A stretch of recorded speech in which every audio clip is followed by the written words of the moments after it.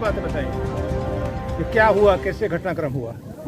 तो मैं वहीं से मिल के आ रहा हूँ और मैं वो भी देखना चाह रहा था कि जो कुआं है वो कुआं क्या है जिसमें गिरने की बात हुई है। वो वास्तव में कुआं नहीं है, वो ट्यूबवेल है।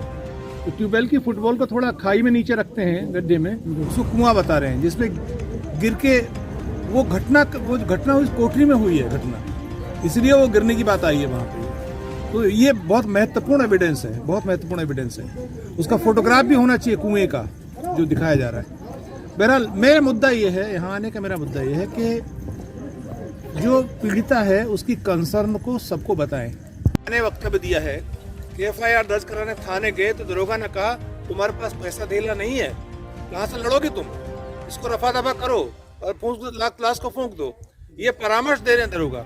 मैं ये कहना चाहता हूँ कि जो नौकरशाही है उसमें सीनियर IAS IPS अफसर, उनको आगाह करता हूँ हमेशा मैं कि भाई हम अपराध को छुपा के अपराधों को कम नहीं कर सकते। अब कि आप सोच रहे हैं कि अपराध को छुपाते हैं ये दिखाने के लिए कि हमारे सरकार की छवि बनाना है हमको, इसलिए हम दिखाएं कि अपराध नहीं हुआ, बलात्कार नहीं हुआ।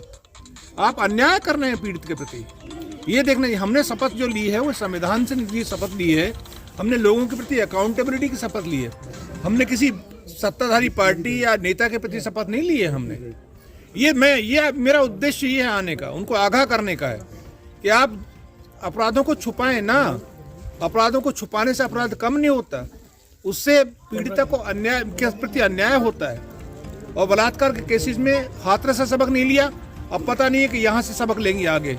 वही बार बार पुनरावृत्ति हो रही है उन्हीं गलतियों की। तो और वो कहीं ना कहीं ये जो थाना अध्यक्ष को निलंबित किया गया, क्या इससे कार्रवाई लगती है, मतलब ये कार्रवाई पूरी हो गई?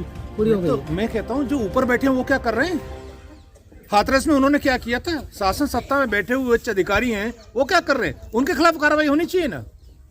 जिले के जिलाधिकारी अब हाथरस में कार्रवाई ना करके आपने उनको प्रमोट करके मंडल का जिलाधिकारी बना दिया। जिम्मेदारी तो जिलाधिकारी और SSP की है ना।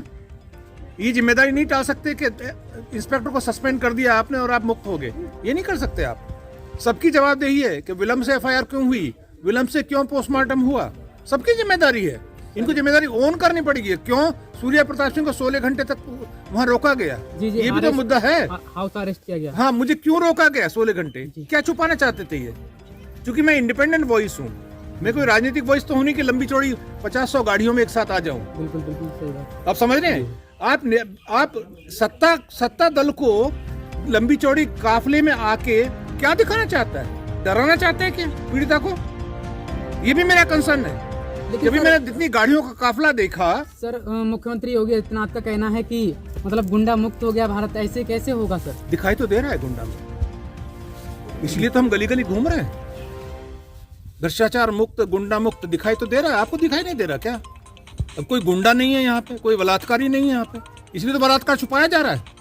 कहीं ना कहीं सर ये जो प्रशासन है अगर ऐसे ही चलता रहा तो फिर कैसे भ्रष्टाचार मुक्त होगा भारत?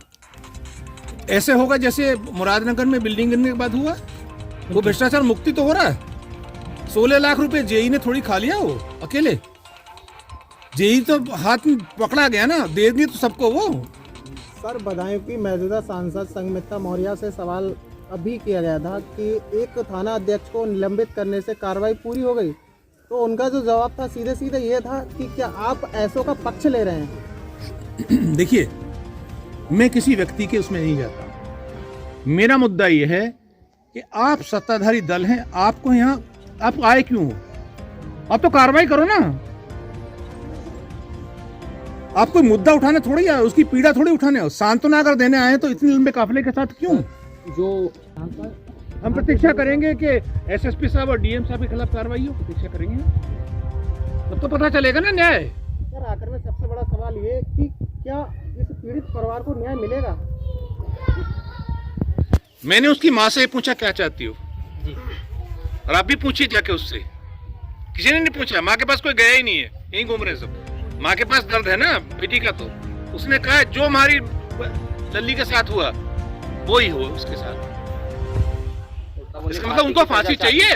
लेकिन सर, आप मिलके आए हैं उनकी माँ से, तो फिर उनकी माँ का मतलब किस पर भरोसा है, मतलब कौन सी जांच होनी चाहिए या फिर किससे संतोष? उसका भरोसा तो तभी टूट गया था जब वो थाने गए थे FIR दर्ज करने। शासन सत्ता पे भरोसा नहीं है उसको। माँ से क्यों नहीं मिलके जा रहे हैं सारे जितने नेतागण आ रहे हैं? क्यों नहीं उसका दर्द बांटते हैं? भाई माँ से बड़ा दर्द बच्चे का किसी को नहीं पास नहीं हो सकता।